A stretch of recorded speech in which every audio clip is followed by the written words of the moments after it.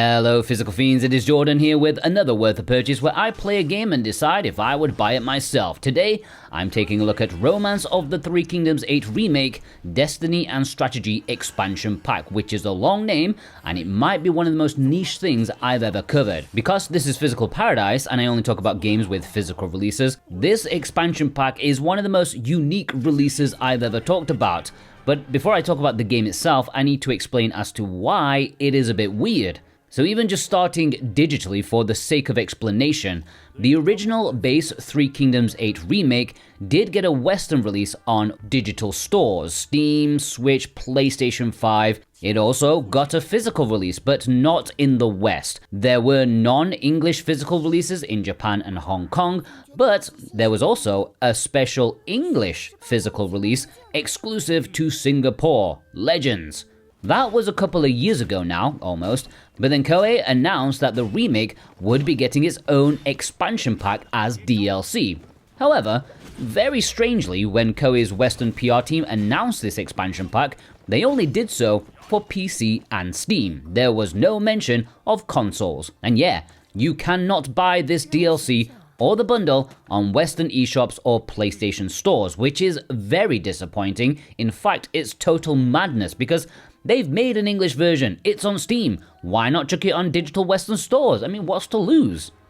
However, it is not the end of the world for console players because we've got options, ladies and gentlemen. They're not easy options, but life rarely is easy for Three Kingdoms fans. Singapore is here to the rescue once again, because if you already own the game, you can buy the expansion pack from the Singapore eShop or PlayStation Store. The English version as well, just make sure you select the English version, not the Chinese one. You can buy the DLC separately or buy it in a bundle with the base game if you don't own that already. Honestly, the Singapore eShop, it's a bit of a hassle. You can only pay with credit card or PayPal, and as a test, neither of mine were accepted. I don't know why. And sadly, Singapore eShop top-up cards are not a thing, so I just couldn't buy it. Maybe you have a fancier bank card than myself, and maybe it can work for you, I don't know. The PlayStation Network, however, is much easier. There are more payment options, and some cheeky Singapore PSN cards make it an absolute breeze. It is 93 Singapore dollars for the bundle, which has the base game and the expansion pack together, or 40 for the expansion pack by itself. I am not 100% familiar with how DLC and regions work with PlayStation games. Like, if you own the base game you bought from the US PlayStation Store, will it work with DLC bought on a different region store? I don't know that. Let me know in the comments below. What I will say is that after purchasing this from the Singapore eShop, the bundle, it acted as though it was a European copy. Maybe that information helps you, I don't know. But if you want some Singapore PlayStation Network credit, check the links below in the description and pinned comment. I've linked where you can get them from a very legitimate site. In terms of Switch compatibility, yes, that definitely will be if you do actually manage to buy it. However, this is Physical Paradise, ladies and gentlemen, and this does have a physical release of its own. Romance of the Three Kingdoms 8 Remake Destiny and Strategy Expansion Pack is getting a physical release. It's out today. Once again, there are Hong Kong and Japanese physical releases, but do not buy those. They do not have English. I've already seen one person buy the Hong Kong release via my affiliates, and I'm just keeping my fingers crossed they know Chinese, otherwise that is a lot of money wasted. However, if you follow my link strictly, the ones down below in the description and pinned comment, I have guided you to the correct one for English speakers because in Singapore, there is an English physical release on Nintendo Switch and PlayStation 5. It is the base game and the DLC together. If you import this copy, it will play on any Switch or PlayStation 5 perfectly fine in English. And if you want to own it and support me at the same time, purchase via the links and you can get 5% off with the code Jordan2026 if you order from PlayAsia. Just don't click any other versions, alright? There's only a base Switch and base PS5 physical for the English ones. If you start clicking on other things, you might buy the wrong one. And even if you're not fussed about supporting me via affiliate links, at least I've directed you to the correct one so you don't waste your money.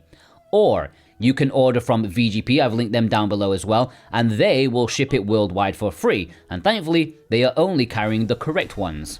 So, onto the game itself. Specifically, the expansion pack called Destiny and Strategy. I already made a video about the base game back when it released, so I'm gonna go into this one with the assumption you kinda already know what the game entails. I'm focusing my opinion on what this expansion pack gives. And I bloody love it. It is a dream come true. So I was expecting it to massively overhaul the game. Same framework and visuals, but forcing the player to approach it in a completely different manner. It's not quite that. It's not insane in how it changes things, but it definitely makes it more exciting by adding new stuff, but still keeping it fairly simple. Which, for me, is one of the key strengths of the series, in my opinion. They've made it more RPG. Yes, they made the most RPG-y game in the series even more RPG-y. They've made it more chaotic, which I think reflects the story and history it's based upon very well. It's one of the most nuts eras in history, and the way they've implemented the two key new features complements it well. Gems are a big focus now. You earn metal by going about your normal business. You'll earn it alongside reputational stuff, relationships, and then you use this metal to unlock gems on what is best described as a skill tree. But depending on your status, your role within the army, and also some personal choices, you'll have different skill tree boards to unlock. Some will give you basic stuff like increase your leadership by 2 points, but then you have some really interesting things like, as a governor, instead of assigning work to your vassals, you can now instruct them to train their stats instead. You can force your brain-dead matchstick men to become Einstein gigachads. You can make vassals become friends with one another, with banquets playing a bigger role, and you play matchmaker. There's one that increases the distance in cities you're allowed to travel. Now, if you have the gem, you can go 2 cities out of your boundaries. Imagine that. I am really looking forward to digging into what other things are available. I've barely scratched the surface. The second new major feature are turning points, which could be a controversial thing just because of how random they can be. For me, this is a core aspect of what the Three Kingdoms was all about: talent pulling off the impossible. So every quarter, you'll gain some points for the magic ball of random doom, at least that's what I'm calling it. Once that fills up, one of the turning points will engage. There's always a hint of what it might be, but it's never certain. It could be something like, those who have archery skills get a boost to their leadership stats, or those with the cavalry trait will get a huge boost to their strength for 6 months. That can make even some lowly nobody turn into someone stronger than Lu Bu. Then there are some massive changes that can make even the biggest empire have a vulnerability. At least that's what I'm getting from the descriptions. I've not experienced anything earth-shattering as of yet, but I'm looking forward to it.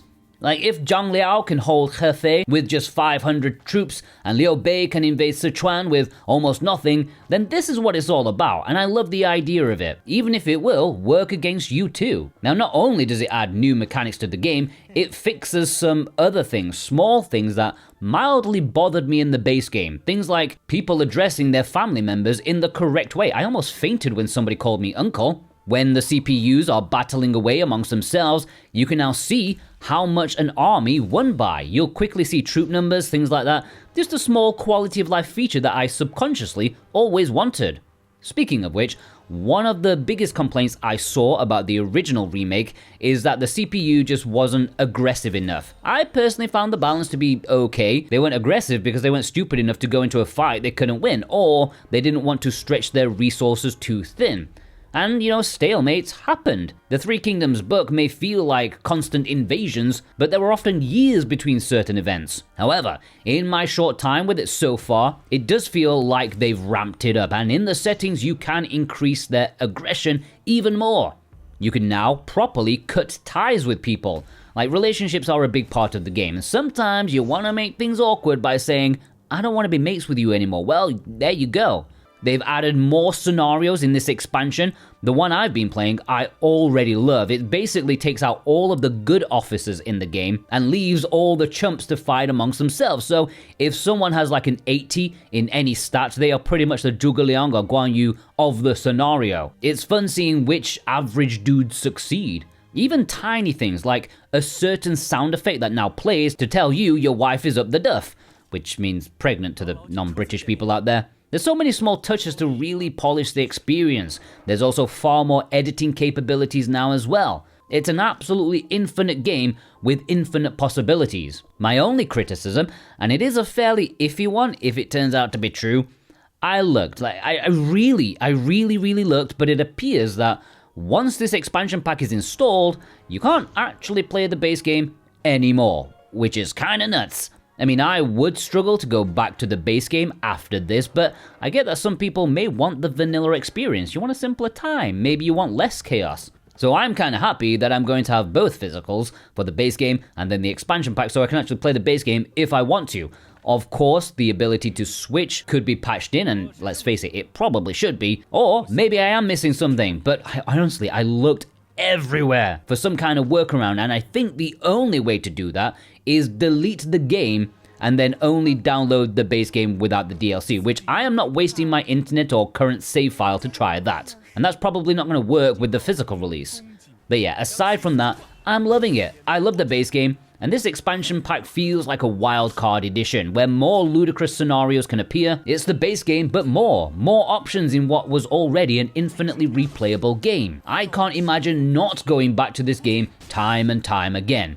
If you want to feel the buzz of conquering ancient China and you want this physically, as a reminder, I have linked both the English PlayStation 5 version, which is what I played for this review, as well as the English Nintendo Switch version down below. If you want to purchase it digitally from the Singapore PlayStation Store, I've popped some Singapore credit down below too. Any purchase made via those links help support me and this channel in the best way possible, and I do truly thank you from the bottom of my heart. And if you're new here and you like physical video games, then do yourself a favor, hit that subscribe button. It will be the best thing you do today. Not only will you get clear information about physical releases, things the average gamer may not know, but you'll also get alerts on reprints of rare, expensive games, discounts, new announcements. I am useful, so use me.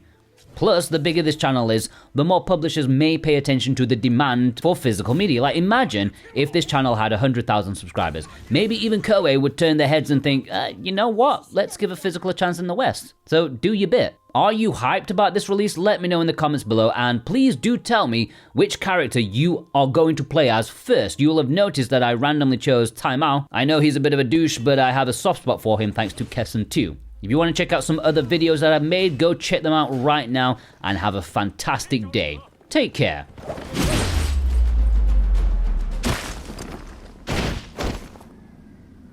太大意了，以为能击败我吗？